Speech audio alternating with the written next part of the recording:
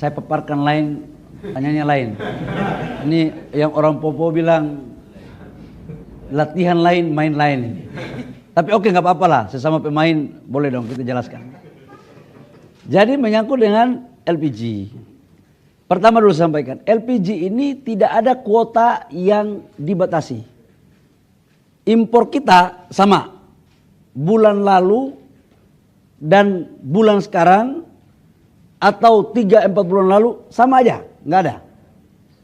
Subsidinya pun nggak ada yang dipangkas, tetap sama. Yang hal baru itu begini ceritanya. Selama ini kan Pertamina menyuplai ke agen. Agen menyuplai ke pangkalan. Pangkalan menyuplai ke pengencer. Laporan yang masuk ke kami itu kan ada yang memainkan harga. Ini jujur aja. Harganya itu kan ke rakyat itu harusnya tidak lebih dari 5.000, 6.000. Karena saya mau jelaskan secara rinci ya. Negara itu mensubsidi harga realnya itu per kilogram itu negara mensubsidi sekitar 12.000 ya Pak. 12.000 rupiah kurang lebih per kilogram.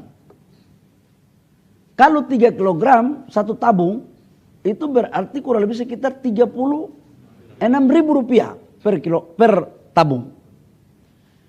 Laporan yang masuk ke kami, subsidi ini, LPG ini ada yang sebagian tidak tepat sasaran. Ya mohon maaf, tidak bermaksud curiga nih. Ada satu kelompok orang yang membeli LPG dengan jumlah yang tidak wajar. Ini untuk apa? Harganya naik. Sudah volumenya tidak wajar, harganya pun dimainkan.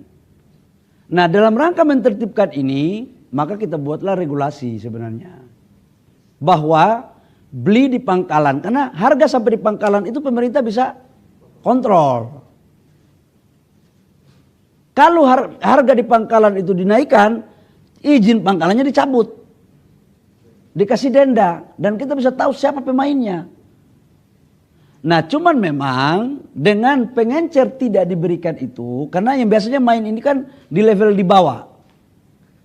Sekarang saya dapat memahami, contoh di Jakarta Timur, di tempat saya tinggal. Pengencer itu biasanya cuma 100 meter saya bisa dapat LPG di pengencer itu. Sekarang mungkin bukan 100 meter, tapi mungkin 500 atau 1 kilo. Kadang-kadang tempatnya pun belum tahu. Karena di pangkalan gitu. Ini yang membuat sekarang ada sedikit peralihan. Nah tetapi ada Pak Dirjen ini, saya sudah meminta agar pengencer-pengencer yang sudah memenuhi syarat itu dinaikkan statusnya menjadi pangkalan. Supaya apa? Dia bisa kita kontrol harganya. Karena kalau tidak ini bisa berpotensi menyalahgunakan. Ini transisi aja sebenarnya. Waktu saya juga tadi sudah dimintai oleh Pak Wapres untuk memperhatikan ini. Pak Wapres dan Pak Presiden juga sudah memerintahkan saya untuk mengecek ini secara langsung. Nah tetapi pertanyaan berikut, kalau seperti ini kan pasti ada yang merasa zona nyaman nih. Saya tahu saudara-saudara saya rakyat kecil juga begitu. Saya tahu mereka, kenapa Menteri kau kan pernah orang susah, kenapa kau bikin kita susah, kira-kira kan begitulah. Ya, tapi Bapak Ibu semua saudara-saudara saya dimanapun berada, mohon kasih kami waktu sedikit saja. Kami selesaikan ini. Barang gak ada langka, saya jamin.